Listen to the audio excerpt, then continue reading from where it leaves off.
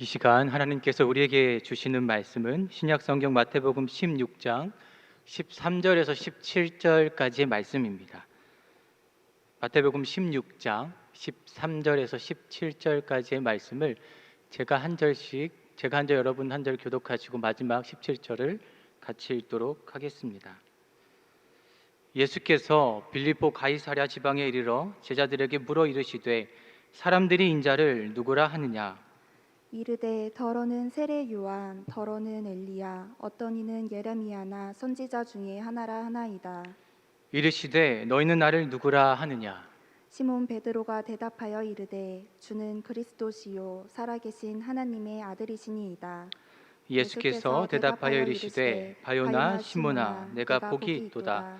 이를 내게 알게 한 이는 혈육이 아니요 하늘에 계신 내 아버지시니라. 아멘.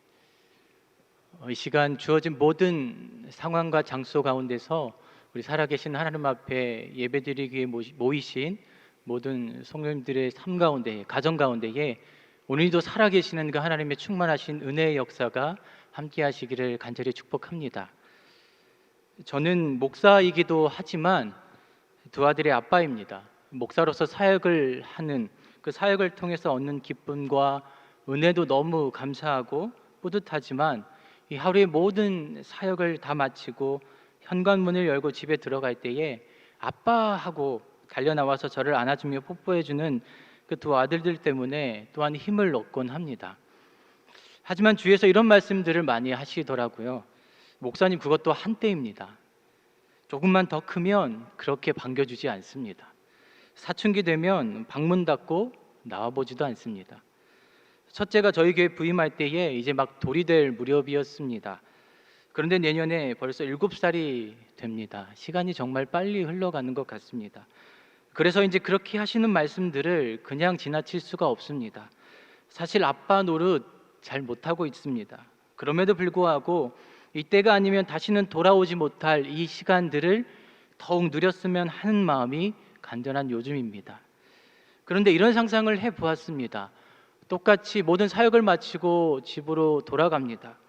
현관문을 열고 집으로 들어갈 때에 아이들이 반갑게 달려 나오면서 저를 맞이합니다. 그런데 이렇게 얘기하는 것이죠. 아저씨 어서 오세요.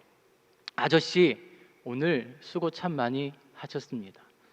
아빠와 아저씨 단지 한 단어 차이일 뿐입니다. 하지만 순간 느껴지는 감정은 하늘과 땅의 차이입니다. 동일하게 반갑고 기쁘게 저를 맞아준다 할지라도 다릅니다. 많이 다릅니다. 실제로 간혹 아이들이 저를 아저씨라고 부를 때가 있습니다. 장난치는 것이죠. 그런데 장난인 줄 알면서도 그 호칭이 썩 기분 좋게 제게 들리지 않습니다. 왠지 거리감이 느껴집니다. 아빠라고 불렀을 때 그 친밀함과 아저씨라고 불렀을 때 그 어색함, 그 멀게 느껴짐은 너무나 다릅니다. 우리가 누군가를 부르는 호칭은 대개 상대방의 정체성을 의미합니다. 그 사람이 어떤 사람인지, 무엇을 하는 사람인지를 말해줍니다. 예를 들어 제 이름은 박석주입니다. 어디에서라도 누군가가 박석주라고 부른다면 저는 아마도 그곳을 향해 쳐다볼 것입니다. 왜냐하면 박석주라는 이름 석자는 제 평생에 저를 따라다니며 저를 가리키는 제 고유한 정체성이기 때문이죠. 그런데 박석주에 목사를 붙이면 어떠실까요? 아마도 제 행동과 말투가 다를 수 있습니다. 제 겉과 속 또는 앞과 뒤가 다르다는 말도 아니고 그래서도 안 될 것입니다. 하지만 목사라는 이 두 글자는 제가 어떤 사람인지 무엇을 하는 사람인지를 나타내는 또 다른 제 정체성의 이름이기 때문이죠. 이렇게 호칭은 그 사람에 대한 가장 간단하면서도 정확하고 분명한 정체성을 말해줍니다. 하지만 이런 호칭은 단순히 상대방이 누구인지만을 말해주는 것이 아닙니다. 호칭에는 관계가 담겨져 있습니다. 이 세상에서 저를 아빠라고 부를 수 있는 존재는 단 두 사람밖에 없습니다. 추후에 한두 사람이 더 생길지는 모르겠지만 지금은 그렇습니다. 저희 아이들이 저를 향해 아빠라고 부를 때에 저는 그들의 아빠임을 확인합니다. 하지만 동시에 그 아이들이 제 자녀라는 사실 또한 확인할 수가 있습니다. 누군가를 어떻게 부르느냐에 따라 그 사람을 규정할 수도 있겠지만 동시에 그 호칭에 따라 스스로가 누구인지를 확인하고 규정할 수도 있다라는 말입니다. 여러분 혹시 핸드폰에 우리 남편과 아내의 이름을 어떻게 저장하고 계십니까? 제가 읽은 한 사연에 한 남편이 자신의 아내의 이름을 이렇게 저장했습니다. 사채업자. 아내를 사채업자라고 저장했습니다. 우연히 남편 핸드폰 통화 기록을 보다가 하도 사채업자와 통화한 기록이 많아서 아내 되시는 분이 너무 놀라서 걱정되는 마음으로 남편에게 물었답니다. 여보, 요즘 많이 힘들지? 코로나 때문에 사업이 그렇게 어려운 거야? 거의 울기 직전이 되었습니다. 그런데 남편에게 돌아오는 말은 그 사채업자 바로 당신이야. 또 어떤 한 아내분은 남편이 핸드폰에 이 자녀들의 이름을 넣고 누구누구 엄마 이렇게 저장되어 있는 것을 보고 짜증이 확 나셨다고 합니다. 아마 대부분 이렇게 기록 저장해 놓지 않았을까라는 생각을 합니다. 나도 이름이 있는데 이제 애들 다 컸고 나도 내 이름으로 살아가고 싶은데 아직도 누구누구의 엄마라고 불리우는 것이 속상하다고 말씀을 하셨습니다. 그런데 혹시 아내들은 어떠신가요? 남편들의 호칭을 어떻게 저장하셨나요? 이름도 아니고 남편도 아니고 왼수, 하숙생, 세대주, 꼰대, 분노 유발자 혹시 이렇게 저장해 놓지는 않으셨습니까? 너무나 감사하게도 저는 서방님으로 저장이 되어 있습니다. 지금 이 설교를 듣고 계신 성도님들께서는 혹시나 하는 호기심에 굳이 서로의 핸드폰 확인하려 하지 마시고 꼭 자신의 핸드폰을 여시고 그 저장된 그 호칭을 바꾸시면 어떠실까요? 상대방을 향한 호칭은 그 사람에 대한 이름이기도 하지만 나에 대한 이름이 되기도 합니다. 아내를 사채업자라고 부르는 그 순간 나는 사채업자의 남편이자 똑같은 사채업자가 되는 것입니다. 남편을 왼수라고 부르는 그 순간 나는 왼수의 아내이자 똑같은 정말로 왼수지간이 되는 것이죠. 이렇게 상대에 대한 호칭은 그 사람이 누구인지를 말해주기도 하지만 결국 그 호칭에는 관계가 포함되어 있기 때문에 결국 나의 정체성이 되어서 내가 누구인지를 말해주는 것입니다. 오늘 본문에 우리가 너무나 잘 아는 장면이 하나 등장합니다. 예수님께서 제자들을 향해 물으시죠. 사람들이 인자를 누구라고 하느냐? 그 대답에 제자들이 굉장히 객관적인 대답을 합니다. 예수님, 세례 요한이라고 하는 사람들도 있고 엘리야라 하는 사람들도 있습니다. 그리고 예레미야나 예언자들 가운데 한 사람이라고도 합니다. 그런데 예수님이 재차 물으시죠. 그렇다면 너희들은 나를 누구라고 하느냐? 이때 베드로가 기가 막힌 이 대답을 하지 않습니까? 주는 그리스도시요 살아계신 하나님의 아들이십니다. 여러분, 예수님께서 왜 제자들에게 재차 동일한 질문을 하셨을까요? 첫 번째 질문에 대한 대답이 만족스럽지 않으셨던 것일까요? 내가 세례 요한이라고? 엘리야라고? 예레미야라고? 내가 그 예언자들과 동일한 존재라고? 나 하나님이야. 하나님의 아들이라고. 너희들을 구원하기 위해 이 땅에 직접 친히 찾아온 메시아라고. 이렇게 꼭 이 대답을 듣고 싶으셔서 제자들에게 동일한 질문을 하셨던 것일까요? 그래서 주는 그리스도시요 살아계신 하나님의 아들이십니다 라고 대답한 베드로를 향해서 박수 치시면서 그래 베드로야, 이제 수제자답다. 역시 너는 내 제자답다. 이제야 정말로 옳은 대답, 정답을 얘기하는구나. 이런 마음으로 베드로를 칭찬하셨던 것일까요? 우리는 이 질문과 대답의 배경이 되는 당시의 장소를 주목할 필요가 있습니다. 그곳은 13절에 분명히 기록된 빌립보 가이사랴라는 지역이었습니다. 이 빌립보 가이사랴는 이스라엘의 가장 북쪽에 위치한 이스라엘 전체 상수원의 절반을 차지하는 이 헐몬산, 많이 들어보셨던 헤르몬산, 헐몬산 남쪽 밑자락에 자리한 굉장히 비옥하고 기름진 땅이었습니다. 잠시 저와 함께 사진 몇 장을 좀 보셨으면 좋겠습니다. 이 사진을 보시면 이 사진은 올 초에 이 이스라엘과 요르단으로 성지 순례를 다녀왔을 때에 실제로 빌립보 가이사랴에서 찍었던 우리 저희 교회 성지 순례팀의 전체 사진입니다. 이날 계속 비가 내렸습니다. 그래서 보시면 우산을 쓰고 계시거나 우비를 입고 계십니다. 이 날씨와 전혀 상관없이 잘 보이진 않으시겠지만 굉장히 기쁘고 행복한 얼굴들을 하고 계십니다. 왜냐하면 너무 설레이고 순간순간이 기대가 되었기 때문에 힘들고 비가 오고 빡빡한 일정이었음에도 불구하고 한 분 한 분의 그 얼굴을 보면 날씨와 전혀 상관없는 매우 기쁜 얼굴들을 하고 계셨습니다. 다음 사진을 보실까요? 첫 번째 사진에서 사람들이 사라진 그 뒤에 배경이 되는 사진입니다. 뒤를 보시면 이 초록색의 넓은 산자락이 펼쳐져 있습니다. 그리고 앞에 보시면 무엇이 보이십니까? 매우 맑고 깨끗한 많은 양의 물이 흘러가는 것을 보게 되실 것입니다. 우리가 흔히 이스라엘을 생각해 보면, 이스라엘이라는 나라의 땅의 이미지를 생각해 보면 비가 잘 오지 않고 풀도 잘 나지 않고 나무는 더더욱 찾아보기 힘든 매우 메마른 광야와 같은 그 이미지의 땅을 떠올리기 마련일 것입니다. 그런데 이 사진을 보시면 그런 땅의 이미지가, 그런 이스라엘 이미지가 상상이 되십니까? 전혀 그렇지 않으시죠. 매우 초록색, 그리고 매우 많은 양의 물이 흘러가는 것을 보게 될 것입니다. 여러분, 이곳이 바로 당시 매우, 지금도 역시 비옥하고 기름진 땅으로 그렇게 확인되는 빌립보 가이사라라는 지역의 땅입니다. 그런데 여러분, 중앙에 보십시오. 뭔가 깊고 큰 동굴들이 보이지 않습니까? 사진상으로 잘 확인되시지 않을 수 있겠지만 그 크고 깊은 동굴로 보이는 중앙의 그 위치 옆으로 편편하고 잘 닦여진 제단이 있습니다. 그리고 그 절벽 아래로 수많은 우상들을 섬겼던 신전들의 흔적들이 아직도 지금 곳곳에 남아 있습니다. 다음 사진을 한번 보시면, 이 중앙 사진에 보시면 당시 과거에 이 빌립보 가이사라에서 섬겼던 수많은 우상들의 신전들이 당시에 있었던 그 광경들을 기록해, 사진으로, 그림으로 기록해 놓은 것입니다.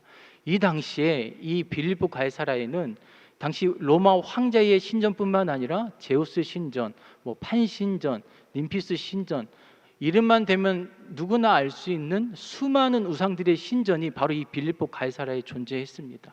그래서 이 빌립보 가이사라를 우상의 땅, 우상의 도시라고 불리우게 되었습니다. 사진을 내려주도 될 것 같습니다. 지금 예수님께서는 겹겹이 우상으로 둘러싸인 그 빌립보 가이사랴 한복판에서 제자들에게 물으시는 것입니다. 너희들은 나를 누구라고 하느냐?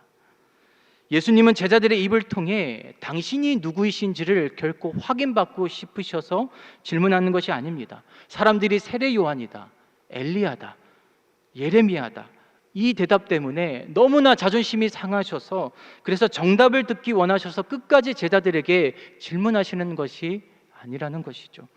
예수님은 지금 제자들의 정체성에 대해서 묻고 계시는 것입니다. 너희들은 나를 누구라고 하느냐? 이 질문은 곧 너희는 누구냐? 라는 질문과 동일합니다. 호칭에는 관계가 담겨져 있다라고 말씀을 드렸습니다. 상대방을 어떻게 부르는가에 따라서 그 존재의 정체성을 확인하기도 하지만 곧 내가 누구인지를 확인할 수도 있다는 말입니다. 결국 그 타락하고 영적으로 오염된 도시의 한복판에서 예수님께서 물으시는 질문의 요점은 세상이 나를 어떻게 생각하는지, 그 사람들이 나를 어떻게 부르는지, 그 질문에 대한 대답보다는 제자들이 나를 어떻게 지금 부르고 있는지, 제자들이 나를 어떻게 지금 믿고 있는지, 따르고 있는지, 제자들의 정체성에 대해서 묻고 계신 것이죠. 여러분, 예수님은 호칭에 상관없이 예수 그리스도가 되십니다. 예수님은 세상이 그분을 향해 어떻게 비난하고 비판하고 어떤 호칭으로 불리든지 간에 예수님은 명백한 하나님의 아들이십니다. 누가 예수님을 향해 이렇다 저렇다 말한들 예수님의 그 정체성은 전혀 변함이 없는 것입니다. 정체성에 대한 변함이 있는 존재가 누구입니까? 바로 우리들이죠. 제자들이었습니다. 그런데 그래서 사람들은 이 호칭에 굉장히 민감하지 않습니까? 우리도 때론 그럴 때가 있습니다. 사람들이 나를 어떻게 평가하는지, 그래서 나를 어떻게 불러주는지에 대한 관심이 참 많습니다. 궁극적으로 그 평가를 통해서 인정받고 싶어 합니다.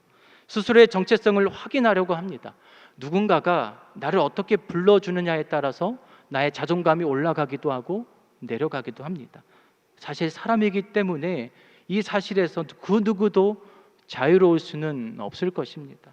하지만 예수님은 아니십니다. 예수님은 지금 사람들이 무엇이라 말하는지 그것이 궁금한 것이 아니죠. 제자들이 누구인지가 궁금합니다. 아직도 여전히 기적만 바라보고, 아직도 여전히 형통한 삶만을 기대하고, 아직도 여전히 예수님 따라가면 부와 명예와 좋은 일들, 그 기적들만 가득할 것이라는 착각에 빠져 살고 있지는 않은지 그것이 궁금합니다.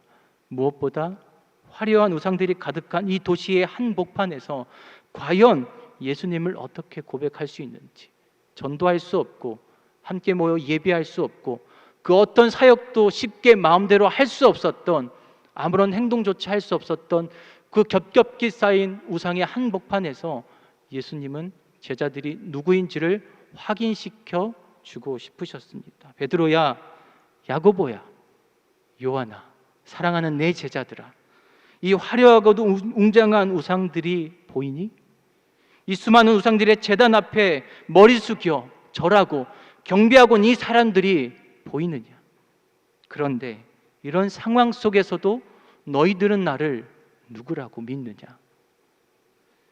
우리는 이제 말만 들어도 지긋지긋한, 제발 빨리 사라지기만을 바라는 코로나 시대 속에 살아가고 있습니다. 신방을 하거나 성도님들을 만나면 이런 말씀들을 제법 많이 하십니다. 목사님, 제발 코로나가 빨리 사라졌으면 좋겠습니다. 제발 마스크 좀 벗었으면 좋겠습니다. 목사님, 2020년도 올 한 해가요, 정말 아무것도 한 것 없이 그냥 지나가 버렸습니다. 그래서 할 수만 있다면 올 한 해가 그냥 통째로 사라졌으면 좋겠습니다. 여러분, 그 말씀을 듣고 있는, 그 말을 듣고 있는 제 마음도 동일합니다. 어서 빨리 코로나가 사라졌으면 좋겠습니다. 할 수만 있다면 제발 올 한 해가 통째로 사라졌으면 좋겠습니다. 타임머신이 있다면 1년 전 이 시간으로 날아갔으면 정말 좋겠습니다. 그런데 이 지긋지긋한 코로나라는 이 위기의 시대 속에서 한 치 앞도 예상할 수 없고 계획할 수 없고 무언가를 재단할 수 없는 이 어둠의 시대 속에서 저는 오히려 우리 스스로에게 이렇게 물어야 된다라고 믿습니다. 당신은 누구십니까? 작년 6월 16일 주일 저녁 예배 설교 때 제가 당신은 누구십니까? 라는 제목으로 설교를 했던 기억이 납니다. 당시 본문이 사도행전 11장 25절에서 26절의 말씀이었습니다. 이 본문에는 이 세상에서 최초로 예수님을 따르는 제자들이 안디옥이라는 이 지방에서 그리스도인이라는 호칭을 받게 된 영광스러운 사건을 기록하고 있습니다. 그리고 제가 이 본문을 통해서 예수님의 제자들과 교회, 그리고 이 세상을 살아가는 우리 그리스도인들은 아무리 어려운 상황 속에서도 하나님의 말씀을 잘 듣고 배우고 그 말씀대로 살아날 때에 비로소 그리스도인이라는 이 영광스러운 호칭을 얻을 수 있습니다. 이렇게 제가 말씀을 드렸습니다. 즉, 신앙에 있어서 믿음의 삶을 강조했습니다. 실제로 우리는 꽤 오랜 시간 동안 그리스도인다운 믿음의 삶에 대해서 배웠고 또한 그렇게 살기를 노력하였습니다. 이 삶에 대해서 매우 강조를 해왔습니다. 교회에서뿐만 아니라 가정에서, 직장에서, 그리고 세상에서 하나님 말씀에 합당한 믿음의 삶, 거룩한 삶을 살아야 된다라고 부단히 외쳤고 강조했고 그렇게 우리는 노력했습니다.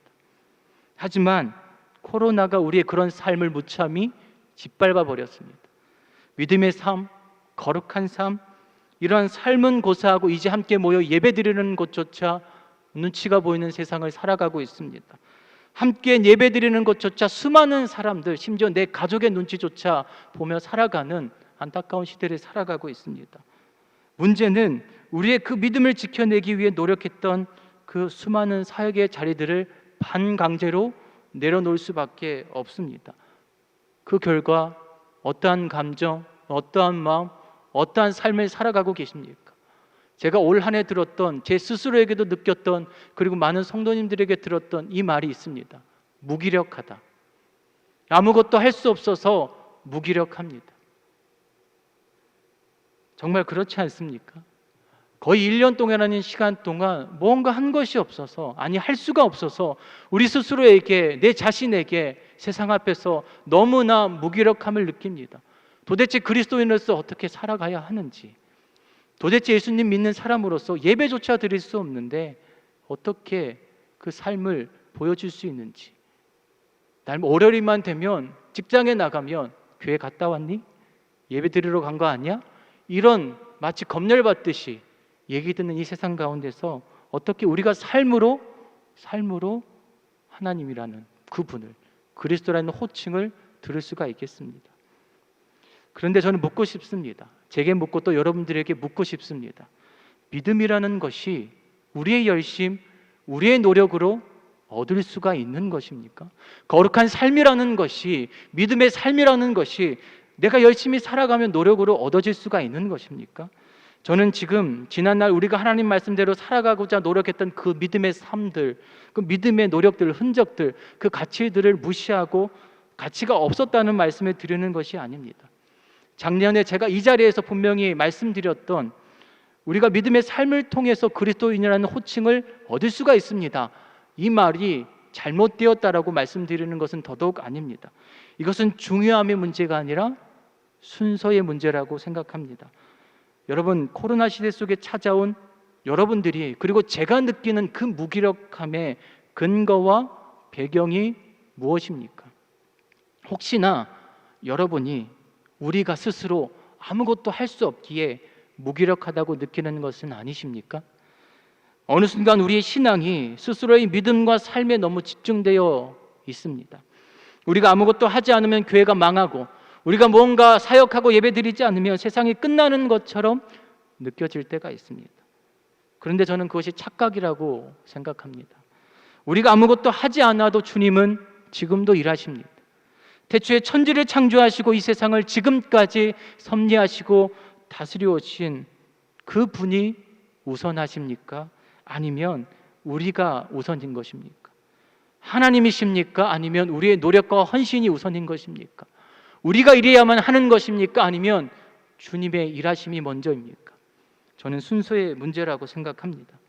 어쩌면 우리는 예수님 발치에 앉은 마리아가 아니라 열심히 일만 하는 마르다처럼 정작 가장 중요한 본질을 놓친 채 무기력함을 느끼며 오늘도 그렇게 힘없이 어깨를 축 늘어뜨린 채 살아가고 있지는 않는지 살펴보게 됩니다.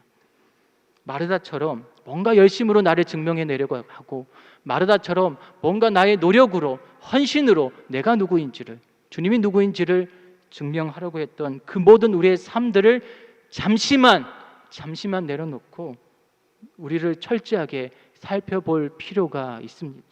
설사 아무것도 마음대로 할 수가 없어서 무기력함을 느낀다 할지라도 우리는 절대로 이대로 가만히 주저앉아서 살아갈 수 없습니다.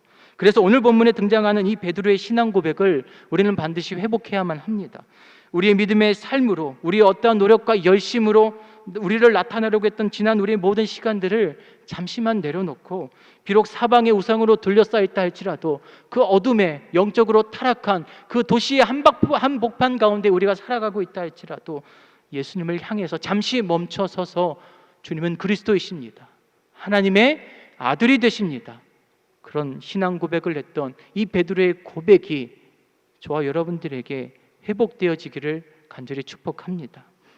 오늘날 우리가 아무것도 할 수 없어 무기력함을 경험한다 할지라도 결코 우리가 소망의 끈을 놓지 말아야 할 너무나 중요한 그 진리가 오늘 본문 17절에 이렇게 기록되어 있습니다. 예수께서 대답하여 이르시되 바요나 시몬아 내가 복이 있도다. 이를 내게 알게 하니는 혈육이 아니요 하늘에 계신 내 아버지시니라. 지금 예수님께서는 베드로 스스로가 이 신앙 고백의 주체가 아니라고 말씀하십니다. 이게 무슨 말씀이십니까? 베드로가 고백하지 않았습니까? 베드로가 직접 그 입으로 우상의 그 한복판에서 참으로 멋진 대답을 한 것이 아닙니까? 그런데 정작 예수님은 베드로가 했던 그 신앙의 고백의 주체가 베드로 스스로가 아니라 하나님이라고 말씀을 하십니다. 여러분, 이것입니다. 예수님의 이 말씀이 바로 코로나라는 이 긴 어둠의 터널 속에서 우리가 부여잡아야 할 진리이자 소망이라고 저는 믿습니다.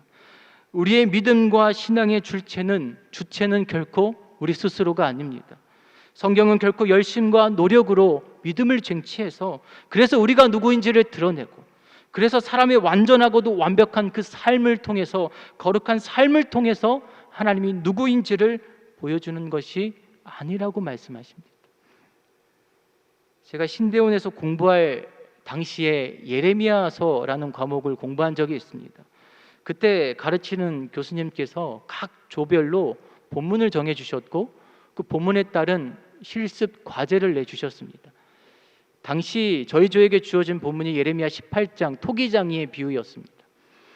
그리고 이 본문에 해당하는 과제는 직접 토기를 굽는 공방에 찾아가라고 말씀하셨습니다. 찾아가서 그분과 인터뷰하고 인터뷰한 내용을 가지고 와서 학우들과 나누라고 말씀을 하셨습니다. 그래서 조원들과 함께 공방에 찾아갔습니다. 그 토기 굽는 공방 안에 들어섰을 때에 가장 눈에 띄는 것이 있었습니다. 가장 사람들의 시선이 주목되는 그 자리에 가장 못생긴 토기들이 자리하고 있었습니다. 조원들 모두가 의아해했습니다. 우리가 보통 TV에 보면 잘못 구워진 토기들, 못생긴 토기들 어떻게 했습니까? 제가 TV에 봤던 대부분의 장면들은 그 자리에서 부셔버렸습니다. 상품의 가치가 없기 때문에, 쓸모가 없기 때문에, 존재의 의미가 없기 때문에 잘못 구워진 못생긴 토기들은 그 자리에서 부서져 버렸습니다.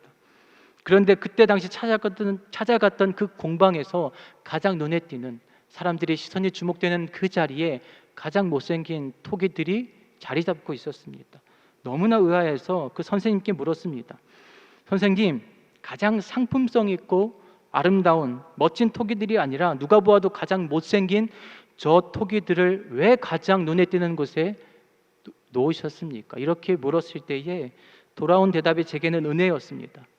제 눈에는 모든 토기들이 사랑스럽습니다. 잘 만들어진 토기이든 아무리 못생긴 토기이든 제가 만든 토기이기 때문에 무엇이 상관이 있겠습니까? 모두가 제가 만든 아끼고 사랑하는 토기들입니다. 여러분, 우리가 누구인지는, 내가 누구인지는 내 삶으로 증명해내는 것이 아니라 이미 주님께서 우리에게 부어주셨습니다. 이미 주님께서 우리에게 선물해 주셨고 허락해 주셨습니다. 우리 모두는 이미 주님께서 너무나 사랑하는 자녀이자 백성들입니다. 그것이 바로 우리의 정체성입니다. 그것이 바로 당신은 누구십니까? 라는 질문 앞에 우리가 해야 될 대답입니다. 우리의 삶이 잘났든 못났든 우리가 무엇을 할 수 있든 할 수 없든 무기력하든 그렇지 않든 그것이 중요한 것이 아니라 주님 앞에 우리의 정체성이 무엇인지를 말할 수 있는 것은 내 삶이기 이전에, 내 행동이기 이전에 이미 주님께서 우리에게 부어주신 그 정체성을 확인하고 그 확인된 정체성을 주님이 누구이신지를 통해서 드러내고 보여줘야만 하는 것입니다.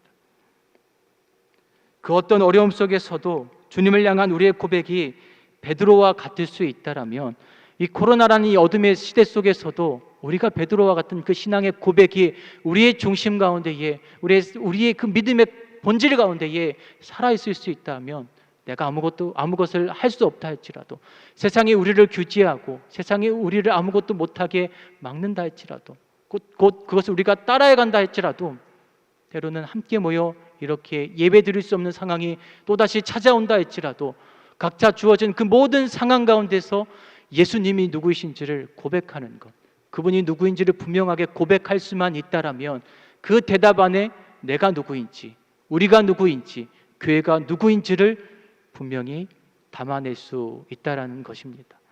제가 이 본문을 묵상하면서 그리고 이 설교를 작성하면서 어릴 때 불렀던 이 찬양이 기억이 났습니다. 이 찬양의 가사가 이렇습니다. 빛이 없어도 환하게 다가오시는 주 예수 나의 당신이여, 음성이 없어도 똑똑히 들려주시는 주 예수 나의 당신이여, 당신이 있으므로 나도 있고 당신의 노래가 머물므로 나는 부를 수 있어요. 주여, 꽃처럼 향기 나는 나의 생활이 아니어도 나는 당신이 좋을 수밖에 없어요. 주 예수 나의 당신이요. 우리가 주님을 먼저 찾은 것이 아닙니다. 주님이 먼저 우리를 찾아오셨습니다. 우리의 의로운 삶으로 주님 앞에 나아간 것이 아니라 우리의 형편없는 삶에도 불구하고 주님이 우리에게 먼저 찾아와 주셨고 사랑해 주셨고 우리가 누구인지를 분명히 말씀해 주셨고 허락해 주셨습니다. 아무런 빛이 보이지 않는 이 어둠의 시간 속에서도 빛이 없어도 주님은 오늘 우리에게 이미 찾아오셨습니다. 여러분들이 지금 예배드리고 있는 그 처소 가운데에, 여러분들이 주어진 모든 삶 가운데, 가정 가운데, 직장 가운데, 세상 가운데에 성탄임에도 불구하고 대림임에도 불구하고 가장 그 어느 때보다도 이 땅에 오신 그 아기 예수를 드러내고 보여주어야 할 이 시대 가운데, 이 시간 가운데에 아무것도 할 수 없는 무기력한 우리의 모습이 된다 할지라도 각자 주어진 자리에서 무기력함에 빠지지 마시고 그 삶 속에서 하나님을 향한 베드로의 신앙 고백으로 주님 앞에 나아가실 수 있는 저 여러분 되시기를 간절히 축복합니다. 오늘날 세상의 의를 향해 모를 때에 당신은 누구십니까? 삶이기 전에, 행동이기 전에 우리의 신앙의 고백으로 빌립보 가이사라는 그 우상의 한복판에서 주는 그리스도시요 살아계신 하나님의 아들이십니다. 이 신앙의 고백으로 나아갔던 베드로와 같이 분명하고도 정확하고도 멋진 그 대답으로 이 모든 어려움들을 이겨내실 수 있고 승리할 수 있는 저와 여러분 그리고 우리 안산제일교회 되시기를 간절히 축복합니다. 함께 기도하시겠습니다.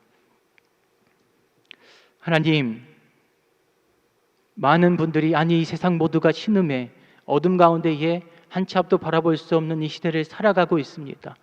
그래서 아무것도 할 수 없어서 무기력함을 느끼고 아무것도 할 수 없어서 어깨가 늘어지고 힘이 빠진 그런 삶을 살아가고 있는 요즘입니다. 그럼에도 불구하고 오늘 우리에게 보여주신 그 베드로의 그 신앙의 고백이 우리의 믿음 가운데에 신앙 가운데에 다시 솟아나게 하여 주시옵소서.